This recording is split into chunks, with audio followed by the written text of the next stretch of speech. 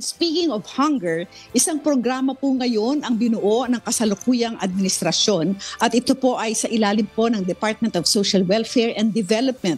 Ito po ay ang Food Stamp Program. At ano nga ba ito, Miss Annie? At sino ang maaaring maging benepisyaryo? Yan po ang ating pag-uusapan. Kasama po si ASEC Irene Dumlao, Assistant Secretary for Disaster Response Management ng and OSEC Concerns, and she is also the DSWD spokesperson. Good afternoon po and welcome po sa Serbisyong Bayanihan. ASEC Irene, kumusta po kayo?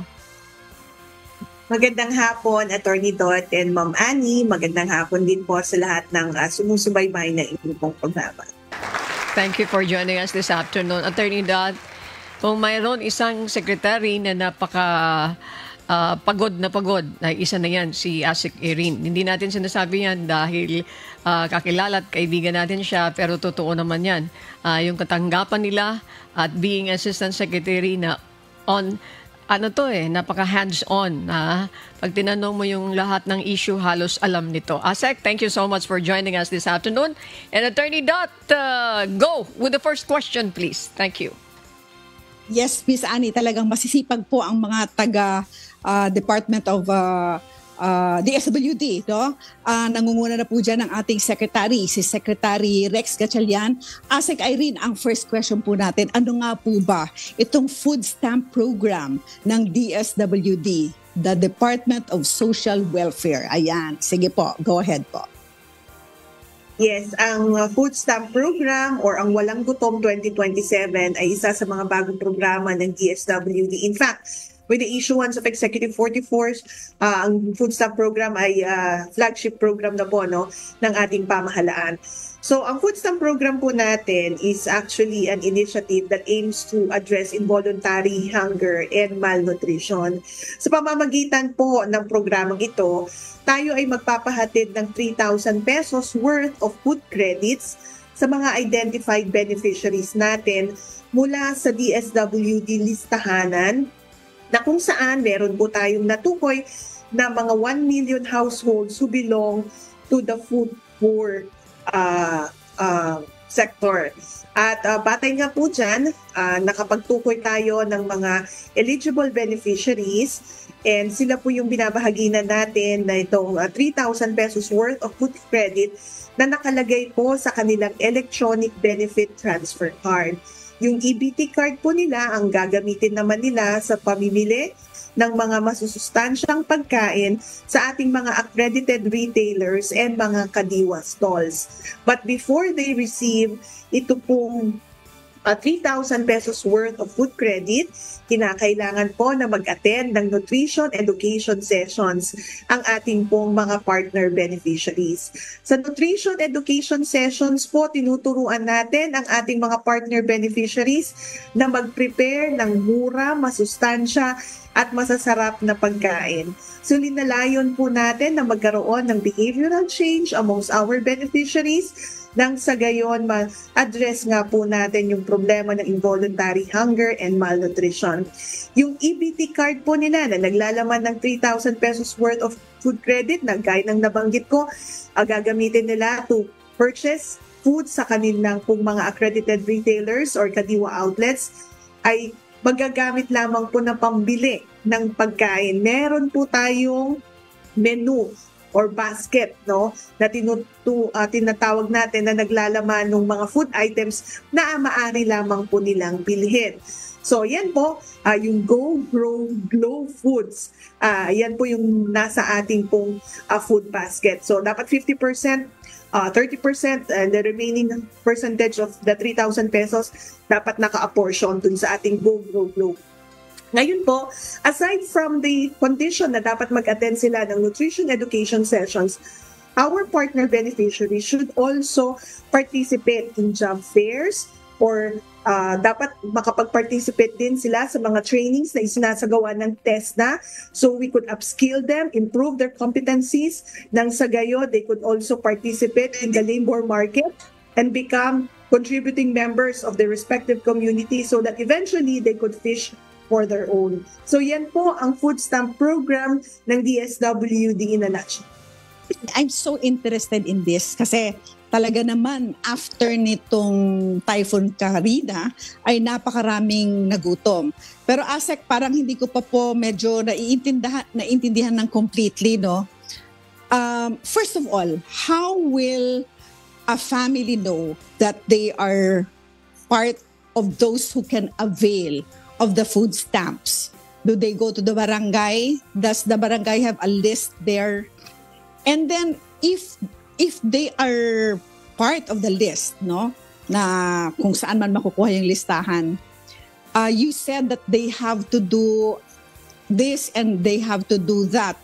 Siyempre, gagastos din po sila sa pamasahe if they have to go somewhere. Parang hindi ko po masyadong ma-comprehend. Then they are given 3,000 pesos. Is that 3,000 pesos a one-time thing or can they come back after maubos yung kanilang 3,000? Thank you po, Asek. Okay, thank you po, Attorney Todd. May basehan po tayo sa pagtukoy ng mga beneficiaries natin. Gaya nga ng nabanggit ko, ang reference natin is the DSWD listahanan. Sa DSWD listahanan, nakalagay po dyan kung sino yung mga poorest of the poor, sino po yung kabilang dun sa bottom 1 million categorized as poor. So, yung listahan po na yan, ating din pong binalidate sa mga local government units, especially so na ito nga po, ongoing ating scale-up implementation. Prior to this, nagkaroon na tayo ng mga validation activities. Dahil kung matatandaan po, the DSWD started with the pilot implementation last year. And from the pilot implementation, we have served more than 2,300 household beneficiaries located in Tondo, Manila, Dapa, Siargao, San Mariano, Isabela, Garchitorena, Camarines Sur, and Parang, Maguindanao. So batay po doon sa naging pilot implementation natin, natukoy nga natin sino yung mga identified beneficiaries based sa listahanan. And again, listahanan is the reference in identifying the additional 300,000 household beneficiaries for this year's pilot implementation. So yun po yung ating basihan sa pagtukoy. Kapag nagsasagawa tayo ng mga validation, we coordinate with the local government units, their barangay officials, and then ipinapatawag po sila doon sa isinasagawa na validation process and consequent enrollment or registration in our program. Paano naman po sila nakakapag-participate sa ating pong mga nutrition education sessions? Ang NES po natin ay ginagawa sa kanila pong mga respective barangays. So nakikipag-coordinate po tayo sa kanila pong mga barangay officials in identifying a common area, maaari pong barangay hall, or kapag may covered court po sila, doon natin isinasagawa yung pang nutrition education session so that they don't have to travel far para lang po makapag-participate sa mga conditions ng program. Similar to what we have been doing with the family development session of the Fortis program and in the barangay assembly of the Sustainable Livelihood Program. So there's a common area in the barangay na ginagamit po nating area for the nutrition education sessions.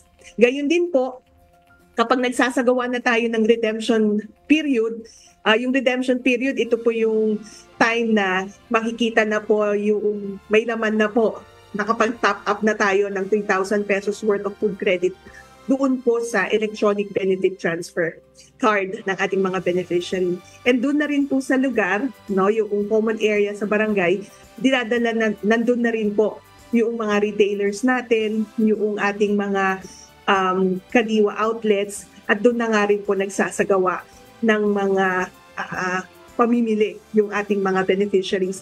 We've seen the nutrition education sessions and the redemption ng ating mga beneficiary. Like in Tondo, we've witnessed how it is being done. So, maayos po na naisasagawa. Yung ating mga partner beneficiaries ay nakatira lamang po within the barangay. So, hindi kinakailangan po na mag-travel ng malayo. Okay, very good and very well explained po, Asek. And I really hope that you will succeed in this. So, para siyang one-stop shop, Miss Annie. Nandun na lahat. pupunta lang dun sa lugar na in-appoint ng barangay kung saan nandun na. Pagpunta nila doon, ma-avail na nila yung food stamp, titingnan nila yung mga pwedeng mabili. And I think it's a really, really nice program. But I have more questions later on. Miss Annie, back to you. Thank you very much, Attorney Dot. Okay, Ma'am Irene, pwede ba natin ma-emphasize ng gusto yung mga lugar kung saan implemented itong food stamp na ito para doon sa mga kababayan natin na nakikinig at nanonood, matukoy na nila at makapag-prepare sila kung saan sila pwedeng pumunta? Ask Irene. Thank you po. Yes, Ma'am Annie, gaya ng nabanggit ko for our pilot implementation, we've started with Tondo, Manila, and then parang Maguindanao, Napasiargao, San Mariano, Isabela, and Garchitoorena, Camarines Sur. Diyan po tayo nag-umpisa sa implementation. But now that we're scaling up sa ating implementasyon this year, actually nag-start na po nitong buwan ng Hulyo, tayo po ay nakapagsagawa na ng validation and enrollment sa Region 2, particularly in Isabela. Sa Region 5 naman po, Camarines Sur and Sorsogon. Sa Region 8, Eastern Samar, Leyte, Northern Samar, and Western Samar. Sa Region 7 naman po sa Cebu at sa Negros Oriental. Ngayon naman po sa Region Caraga, we have started also in Surigao del Norte. Region 10 sa Bukidnon and Lanao del Norte. In Region 12 sa Cotabato City at sa Maguindanao. Region 9, tayo naman po ay mayroong karagdagang beneficiaries sa Basilan, sa Sulu, Tawi-Tawi, Zamboanga del Norte, and Zamboanga Sibugay. Sa Region 6, sa Negros Occidental at sa NCR, may karagdagan po tayong mga partner beneficiaries sa Tondo. Again, ito ay initial lamang po sa ating scale-up implementation. Next year, we hope to cover 600,000 household beneficiaries. And then in 2027, we hope to meet na po yung 1 million household beneficiaries. Okay. Yan po, mga kasambahay. Okay. So, nagtanong yung lugar, yan na po ang binanggit ni Asik Irene. Back to you, Attorney Dot. Thank you po. Yes, Miss Annie. Alam mo, Miss Annie, kanina may sinabi si Asik na talagang I'm so excited kasi nasabi niya na yung pagkain manggagaling sa farmers as much as possible. So farm to the table. Mm-hmm. Dahil Miss Annie, alam naman natin yan. Everybody knows about this. Kapag dumaan kasi sa agent, nagpapatong sila. Yes. So That's nagiging mas mahal yung pagkain. Kaya maganda na mula doon sa farmer, yung farmer naman hindi rin mapipiga masyado dahil kapag may agent, pipigain nila ng pipigain, halos wala na talagang mapupunta sa farmer. Dito, you are trying to help not only the people who will eat, no, but also the farmers na nagtatanim. Pero ang tanong, dumating lang tong question na to, no?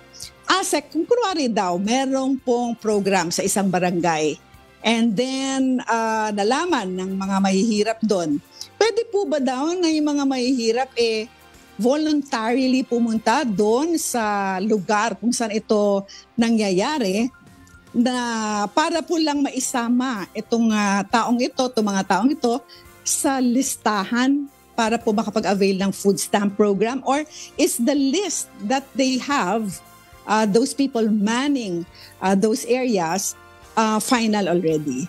Thank you po, Asek. Thank you, Attorney Dot. Gaya po ng nabanggit ko, well-targeted itong itong food stamp program.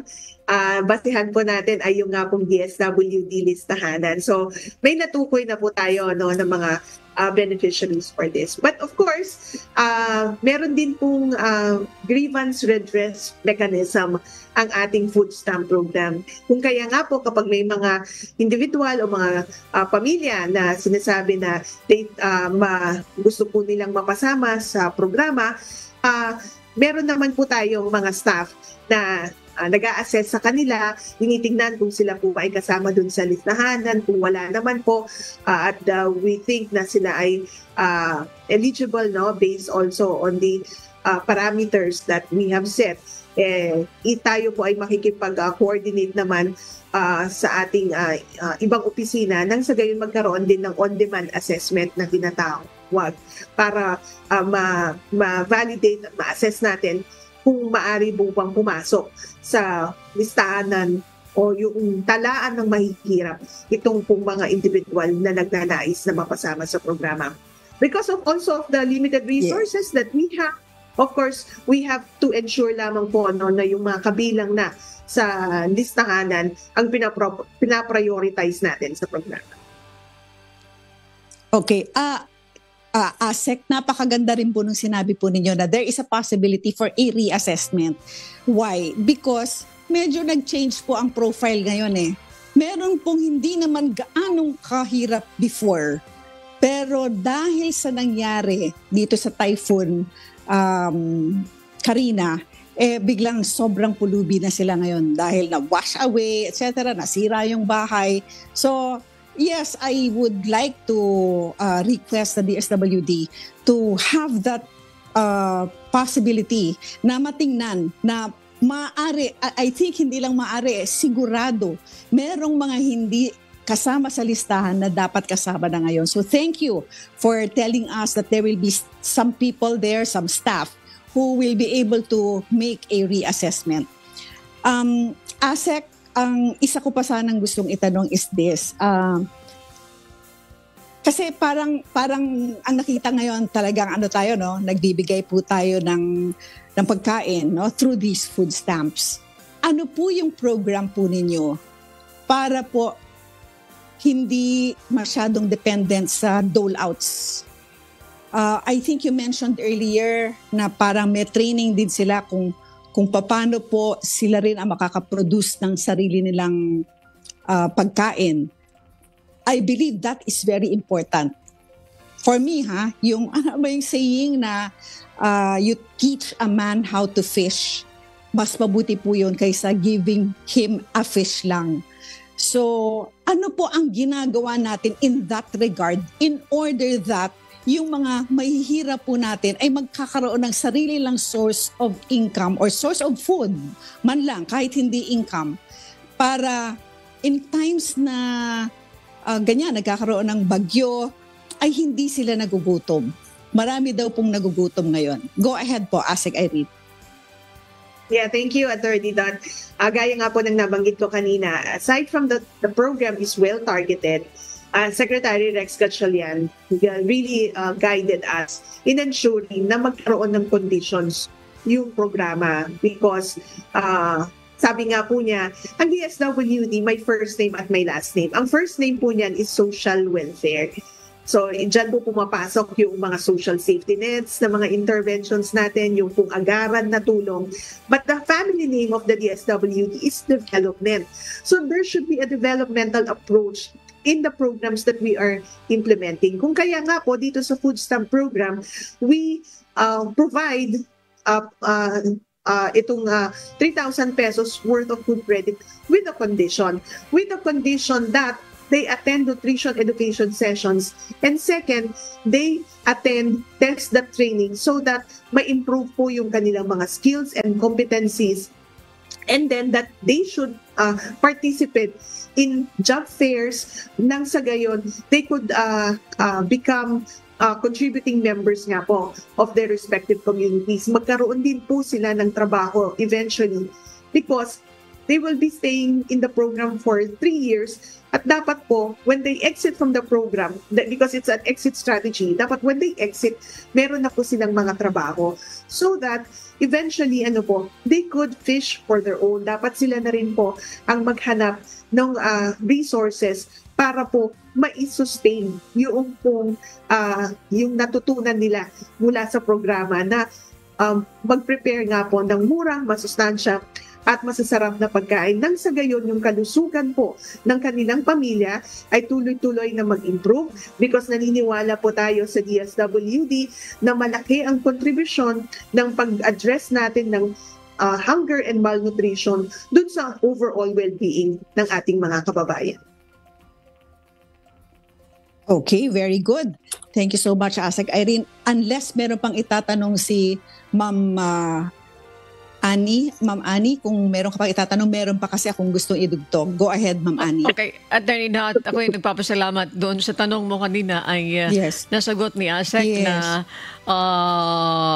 may exit naman ito. Yung exit nito, si Tiakin, na kahit na paano ay makakahanap ka ng trabaho.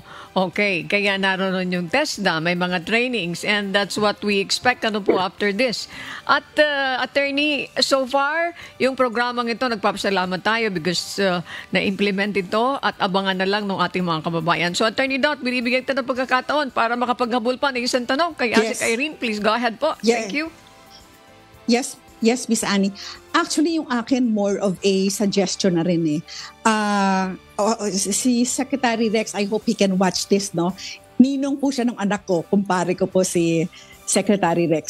So, isa sa mga naiisip ko na pwede po natin gawin, in every barangay, meron po dyan lote na walang bahay. Every barangay yan, sigurado. Kasi either nasa Amerika yung may-ari o nag-i-invest lang yung mga nakabili ng lupa.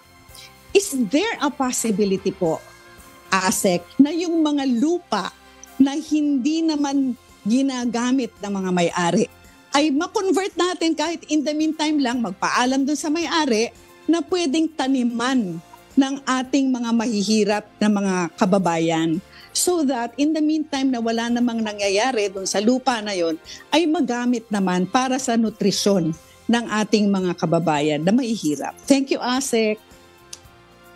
Thank you very much, Attorney Dot.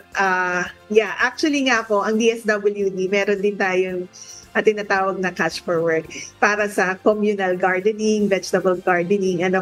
In fact, in Valenzuela nga po, merong isinasagawa tayo na cash for work activities na kung saan yung ating mga partner beneficiaries ay tumutulong po na magtanim doon sa mga bakanting lote po.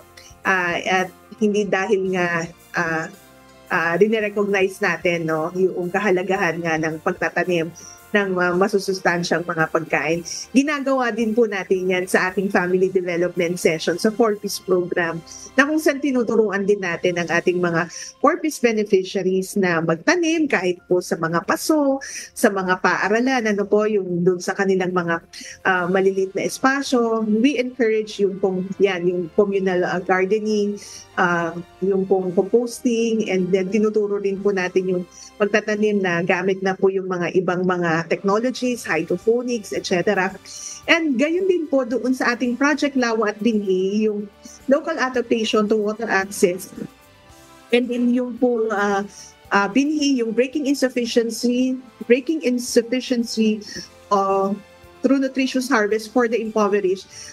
Ito ang programa ng DSWD naman para sa ating risk reduction management, climate change adaptation and mitigation, na kung saan aside from yung pag-construct nga po ng mga small farm reservoir, tinuturuan din natin yung mga beneficiaries natin na mag-engage into, again, communal farming, yung pagtatanim ng mga climate resilient crops, yung paggamit nga rin po ng mga bagong technologies, nang sa gayon nga po yung concern on food insecurity ay ma-address din po natin, or we contribute in addressing po yung concern na ito. So tama po yung nabanggit nyo, Attorney Dot.